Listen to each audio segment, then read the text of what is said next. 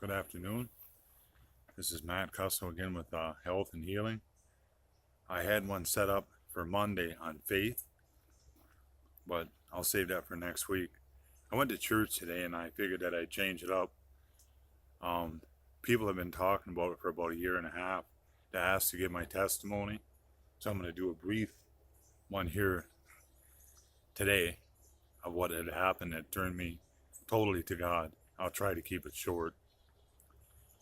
I was raised Seventh-day Adventist. My parents were good people and still are.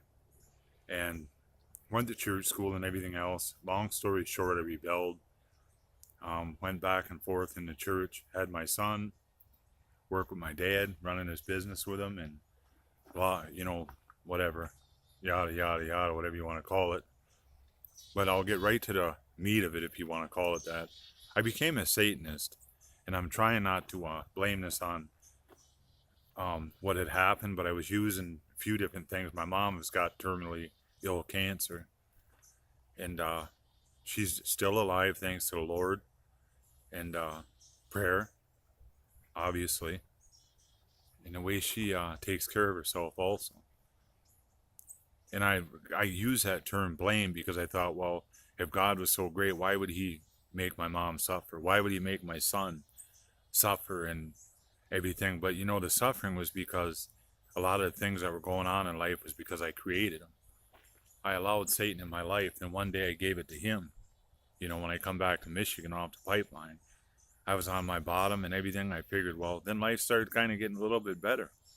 I got better with my leg and everything else, and I got a good job with my friend John Anderson at Anderson HVAC, and my legs started getting better.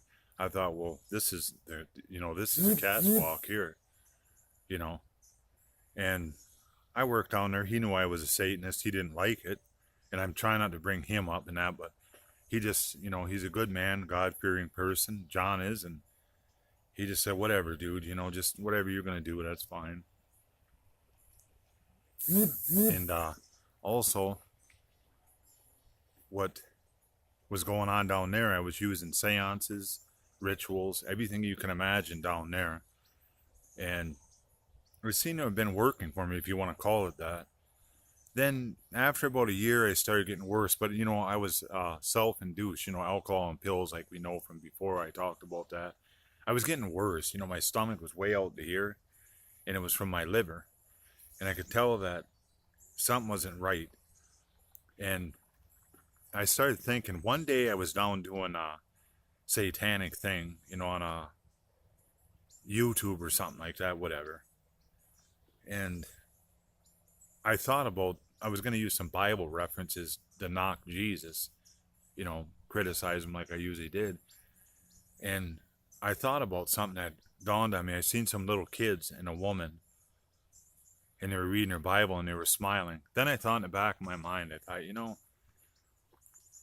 satanic people, and that it's about self-will, do it for yourself first. Knock everybody out of your way, you're the God, you're the hero, and everything else.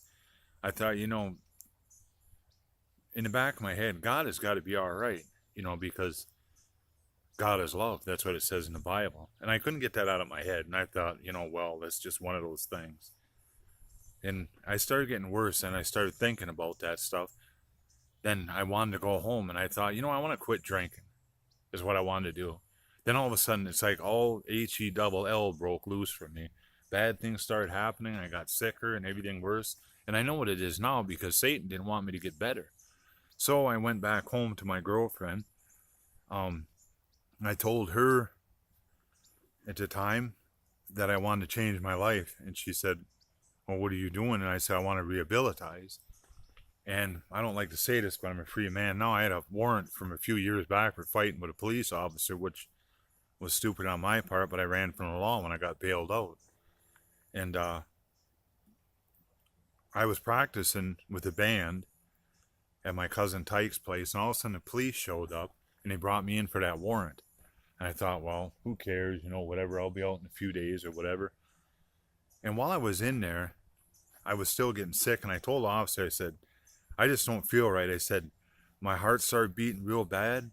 They gave me some pills and that, because they knew I was highly addicted to alcohol and drugs. And I got in there and I sat there. I drew a little pentagram next to me, and I noticed it's kind of a tough one for people to listen to, but it's just the way it is. And I sat there and looked to the left because it's called the left-hand path, as some of you may know or heard of it. And I thought, well, it is what it is. I'm going to sit right here and I'm going to die. It's because I'll be immortal, whatever. If I die, I die. I'm tough, big bad Matt with Satan, whatever. And I looked to the right. And I thought, this, I don't know. I just don't understand. As my heart started beating faster, I went into like a cardiac thing. I looked to the right, and there was a beam coming through the jail cell, through the window. I never seen nothing like it before in my life. It was like a beam that's coming straight in.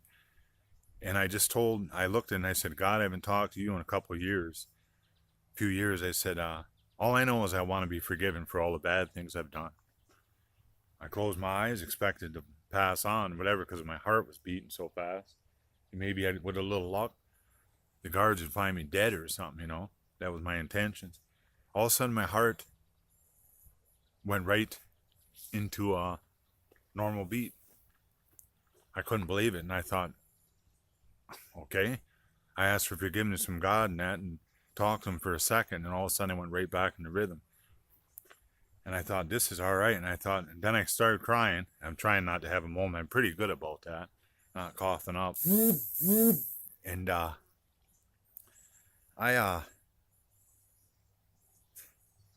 thought, this is it. This has got to be real.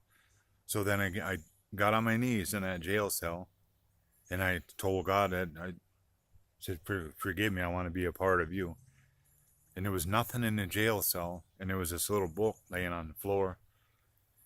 And it was, believe it or not, it was a Seventh-day Adventist pamphlet. It was tore up. It was the only thing in there. And I grabbed it and looked at it, and it talked about a man in a wheelchair that fought against everything and that and gave his life to the Lord. And I was in a wheelchair about a year before that. That was too good to be true, and I could not believe that. Then right there, I just said, that's it. I said, I want to be a part of this. And when I got out of jail, I got out right away. They let me out on a PR bond for fighting with a police officer. I'm like, this is too good to be true. I prayed about it. I said, what it is, what it is. I'll do my time. They let me out on a PR bond. When I went in, the prosecuting attorney dropped everything down to disturbing a peace, a $450 fine, and said, get out of here, don't come back. And the judge told me, his name is Judge Parks, I believe. He said, whatever you're doing, Matt, he said, that changed you from drinking and drugs, he said, share it with other people. And I said, you know what it was, Judge? I said, it's Jesus Christ. He said, well, keep up the good work. And he said, don't come back here, and I don't want to see you again. No probation, no nothing. I paid the fine. I've been doing better with the Lord, of course. The Lord is the one doing it. I've been doing a lot better with him. I walk good. I was told I'd be using a crutch, walker and everything ever since I gave my heart to the Lord. I walk fine. I work in the woods logging. That's a gift from God. This vehicle right here that I'm leaning on, my house and everything and stuff, place to stay and everything, it's all gifts from God. God turned whiskey and pills, they say, into water and wine. Well, he turned my whiskey and pills and everything to a vehicle, to a job, to walking again, to having love, to being kind to people, to be sharing. And the thing is, I'm not the most decent person. I'm probably one of the most imperfect, half crazy people. That's what they say about me, whatever and that. But that's good. That's fine. As long as I have God in my life. And when people say, oh, is your faith so strong? Well, you go through what I went through there, your faith will always be strong, because in a matter of a second, God changed everything for me. And like I said, if you put your foot forward, God will change everything for you. Like the Brother Worth said in church today, he said, everybody says it's hard to be with Christ. Everything is hard to change your life. No, it isn't. It's easy. I used to have a song when I was in a heavy metal band down in Oshkosh. It was called Walk Through Hell With Me, that we sang. I wanted to change that today to Walk Through the Light. And that's a song, that I want to change too. I'll never go back to that stuff, and my life has been better. There's trials, temptations, Um, it's just part of being in the world and sin. But my life is so much better with Christ. Whenever there's a skip up, a slip up, anything like that, I've never been sober in my life. And every day I pray to God, I don't go to AA meetings, and I'm not knocking that stuff. I don't go to NA meetings or nothing. I pray to God. You know, I think about the things that I used to do, and it keeps me sober and clean. And I'm not saying this for everybody. I'm not against people that drink, people that do drugs, or whatever. And that's just your bag. It isn't mine, because I almost killed myself with it, and I know it's not good for me. And I'm not going to be preaching about health today, but I want to leave you with one verse here. It's in Ephesians 2:13.